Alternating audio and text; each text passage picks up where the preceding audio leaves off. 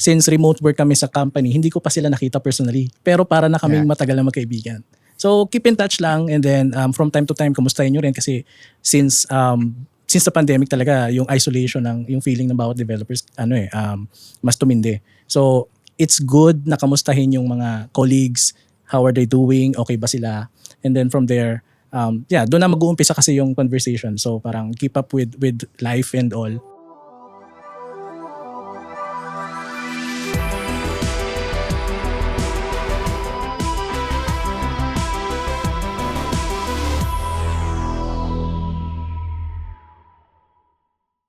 So, welcome back to Kaka Computer, where tech meets with wit and wisdom.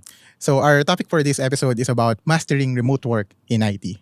So, I'm here with Andre, John, and Franz to talk about it. So, let's start. Ano ba yung mga biggest challenges na you think the IT industry is facing when it comes to remote work, or even in your experience working remotely? Okay, should I start? Sure. Yes, okay. So again, I'm John Bonso. I'm running my business here in the Philippines for the past 5 years already. So I also hired a lot of people from Cebu, from Mindanao, and in the far-flung areas of the country. So one of the major things that I've seen is sometimes, because of the work, right, it's a remote work, sometimes you can't see them really working. And of course, there are dodgy practices. They say they'll work, and then actually it's not. Nanonood lang ng ano. So basically, one is honesty, and you can actually see it on their velocity of work. So of course, you can track it out now. So one of the challenges is to really track the progress, and of course, the second will be to motivate them, right, to really work and to complete those particular tasks assigned to them. Okay, yeah. How about you, John? Yeah, Franz. Yeah, my name is Franz, and I'm a freelance web developer and currently working as a Shopify developer. I work remotely for the last 8 or 9 years na, so medyo matagal-tagal na rin. So I think qualified ako na sagutin yung tanong. So first things first, my tip is pagdating sa remote work kasi you need to be isolated sa family. Especially I have 3 kids. So dapat nasa sarili kang kwarto. And then, syempre pag may calls, dapat walang maingay. Comfortable ka doon sa workstation mo. Invest doon sa chair. Kasi most of the days doon ka nakaupo eh. Diba? Like 8 to 12 hours a day nandun ka lang. So, yun usually yung mga struggle. So, dapat meron ka sariling workstation. And then at the same time, bawal yung distraction. So, if single ka, okay lang. Pero pag may kids ka, mas doble yung yung hirap ng focus. So, yun. Yeah, I agree. I think for me naman, working remotely rin for the past 3 to 4 years, dahil naman sa pandemic yun sa akin. I think yung isa sa challenge ko is really trying to get in the zone. Wherein I think I would be more productive kasi nasa bahay ka, di ba? Nasa likod lang yung higaan mo eh. So minsan nakaka-tempt na humiga na lang. So I think trying to find that how do you get in the work mode kumbaga. So what I would normally do is really try to set a routine and schedule. So from, let's say I would work from 9 a.m. to 6 p.m. Then I'll really try to make sure na I'll be productive in those hours. Yeah. How about you, Andre? Ako naman parang more of being overwhelmed, biggest challenge. Kasi syempre parang you always work at home eh. So parang you tend to be burnt out kasi parang walang, unlike kasi pag when you go to office, medyo may change of scenery every day. But when you're at home, parang okay, gising, work, tulog, gising, work. Right? So parang you can try to at least go to a coffee shop to just have a change in scenery. Nice. Yeah. I think one of the nadidiscuss din normally sa remote work is how do you keep yourself productive? Kasi nga no one's really walang peer pressure eh. Unlike pag face to face, di ba? May katabi ka, nakita mo go-work, sisipagin ka rin eh. So, ano tingin niyo yung kayo, paano niyo ba mini-maintain yung productivity niyo when working remotely? For me as an executive, I would say for leaders or my team leaders, I always mention them that for our sprints, you have to ensure that one particular task should have a time box. Meaning, because it should not be, there's a law about like a Parkinson's law, meaning that law states that if you're given a work, let's say, okay, 1 week, eventually that work will expand. 1 week lang talaga siya matatapos. And if you contract it to 1 day, the deadline siya, push through. Nagiging natatapos nga ng ano. So, yeah, you use those time blocks, those sprints and Scrum methodologies to check. And of course, number one is, I would say honesty. So, there's also psychology factor on that. So, you have to check your employees, your team. So, anong nangyayari dyan? Anong blockers nyo? Sometimes, I think that's a challenge right now. There's also a challenge in the leadership team and the employee that will say, yung leaders, sasabi nila, parang hindi naman gumagana, hindi nagtrabaho yung tao. Pero nagtrabaho yung tao, stuck lang. Di lang nahihiya lang kasi nagdidili-dali, just like you, diba? They need a change in scenery and something like that. So for me, what we usually do is, of course, we understand those human factors. We actually ask them, what's the process? Paso na to sa deadline. So the leadership team usually goes in and help those the team itself. Parang ako naman more of, kasi I manage team din naman. So parang siguro also no to set yung parang expectations na kunwari from you. I expect na kailangan natin to at this certain day. Okay. No, parang I think that's helpful lalo na for remote na.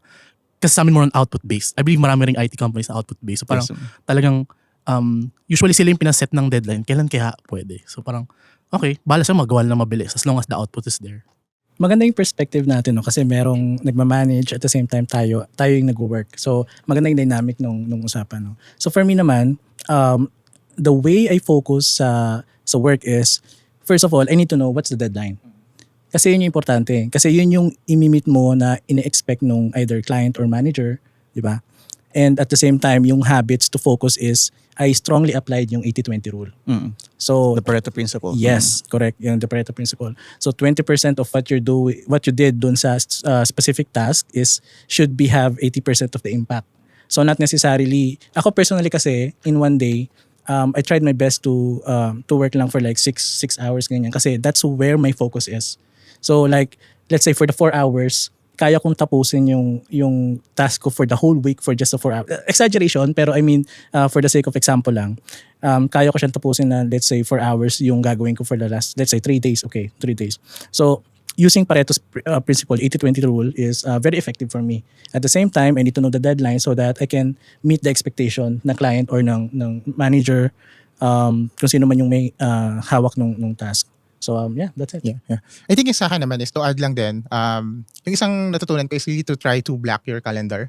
Like nagsaset ako ng parang deep work or focus mode na invite sa calendar ko. Tapos just to remind me na for morning I have this focus mode na 2 hours, then for afternoon I have focus mode day na 2 hours to keep myself really productive. And I keep that as a routine din. Then I do it every day para masanay na rin yung yung katawan ko na and yung mind ko na okay, pag focus mode talaga. And sometimes I dedicate some of course when it comes to productivity, you also want to learn new things, di ba? So I also dedicate some time to learn new things. So yun, so segue ko lang sa thank you for our sponsor for this episode, ang Tutorials Dojo. Okay, thank you. So that's me. That's us. So please visit our site, tutorialsdojo.com, for free AWS cheat sheets, mga blogs namin and all. This is a full Filipino company. All right. And you can also visit our free courses at portal.tutorialsdojo.com. We provide practice tests, video courses, hands-on labs for AWS, and many more. So, join na. Yan, thank you so much, Tutorials Dojo. So, moving on tayo sa ating next question. Kasi di ba, during remote work, nawala na yung face-to-face, di mo na parang hindi ka na makapag-build ng rapport or wala na yung mga chismisan with your coworkers, di ba? Trying to know their personal life kasi puro work-related na lang yung mga meetings eh. So, kayo, how do you keep yourself connected pa rin doon sa mga ka-work nyo kahit na remote work? Ako, actually all of my coworkers is connected in social media. So, even though naka-remote work kami, kahit long lost ko na sila, colleagues ko na sila, we're still connected naman. So sometimes kapag personally pag feel isolated ako, nagme-message ako sa mga colleagues, hey, kamusta na? Anong projects mo ngayon? Ganyan. Is there anything I can help? Ganyan. So keep in touch pa rin. So hindi man personal, actually meron din ako mga colleagues na since remote work kami sa company, hindi ko pa sila nakita personally. Pero para na kaming matagal na magkaibigan. So keep in touch lang and then from time to time kamustahin nyo rin kasi since the pandemic talaga, yung isolation yung feeling about developers, mas tumindi. So, it's good na kamustahin yung mga colleagues, how are they doing, okay ba sila, and then from there, doon na mag-uumpisa kasi yung conversation. So parang keep up with life and all. So that's me. How about you? For me, this is actually a challenge for us because I do have staff members from Zamboanga, Cebu, may Isabela, ganun. So mahirap siyang magsama-sama kami sa Manila. And of course, I usually move around in Sydney as well. Pabalik-balik din kami ng family ko. So mahirap magsama-sama. But usually, as much as I can, pag Pasko, ayan, sama kami mga Christmas parties and everything. It's siguro but on a regular basis, what we do is we design our system to have a buddy system. Meaning, so this particular person, may kabady siya na senior, kasi junior ka, may senior siya kasama. Then yung senior ko, kasama niya ako for the probably deliberation or any communication with the team, may mga blockers tayo, so on. And I always, I'm the one who approached my staff, parang, kamusta na? Anong nangyari? Ang tagal mo na dyan. Ang bagal mo. Yung mouse mo hindi gumagalaw. Hindi naman ako, of course, I don't want to be a micromanager. Pero I've been a businessman for over 5 years now. Alam ko na siyempre may mga dodgy individuals in the process. Of course. Sometimes, hindi naman lahat, no? Pero may, narasan ko na yun, na ano. So ayun lang, open communication lang with them. Yes, Sabihin, yes. huwag kayong ma-stress, I'm whole here to the point na, I'm also a developer, right? So, ibig sabihin naman na bossing ka, hindi ka nagagalaw, no? Yes. To the point na, yung task na pinapagawa ko, di naman saan ako yung gumagawa. Nakakatapos ko yung mga feature task, no? Kasi ang bagal mo, alika, let's work together, no? So yun yung camaraderie, o kahit online man lang, parang it's like a extreme programming kind of thing, no? So yun, yun lang. How about sa'yo, Andrew? Yun, kami naman kasi meron kaming, sometimes we tend to go out sometimes nung team. Pero pag walang time, I mean, we can set usually parang, minsan lang kahit during stand-ups lang. So pumapasok lang kami ng maaga-aga para magkwentuhan. Just to really catch up with life. Ay, kunya, oy, may nangyaring ganito, ganyan. So I think it really helps na at least to stay connected na medyo, set time kayo. Oy, punta ka ng medyo maaga so magchika tayo, ganun. Okay. So sa inyo, hybrid setup yan, no? Yes, hybrid. Okay, I see. Yeah. I think sa amin naman more on, we tend to have this, what we call collaboration room, wherein, any time of the day, they can join, tapos, nandun na yung mga discussion. And yun, minsan, before stand up, dun sa collaboration room, we would ask like question of the day. Tapos, Icebreaker. Ay mga icebreaker. Like, ano bang, kung magiging superhero ka, anong superpower mo? So, mga ganong klaseng tanong. Then, you also have like mga team building sessions. Like every 2 weeks, merong team building sessions na merong mga pag-games. I think it just helps knowing one another na tao rin naman yung mga nakaka-work mo. Hindi naman yung mga robot na, yun. So, nasasaktan din yan, nagmamahal. Hugot. May hugot.